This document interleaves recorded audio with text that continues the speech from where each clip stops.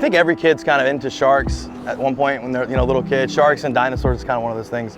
I think it's the mystery, like that monster in the deep kind of mentality. I went out and started trying to fish for them, and just years and years at the point where we can come out here and do it safely and effectively.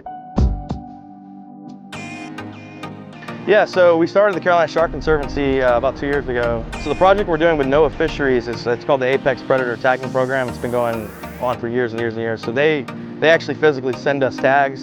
They're little static tags, and we implant them in the shark ourselves. So it helps track migratory patterns, recapture data, where they're being caught, and that way we can better protect those areas. So the general day for Carolina Shark Conservancy is we normally find our spots determined on weather, wind direction, tide, current, stuff like that. And once we find the location we want to fish, it's all about getting fresh bait. Sometimes we'll come out here with smaller rods and catch bait. But once we get set up, we get the rod set up, we're either casting baits or we're taking baits out in the kayak.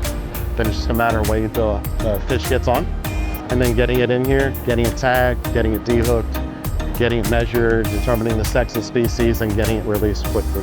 And that's our focus, is just getting them back in the water as fast as possible. Sharks are very important, as with any apex predator in our ecosystem. When we lose our apex predator, we lose our ecosystem. They're what we call a keystone species.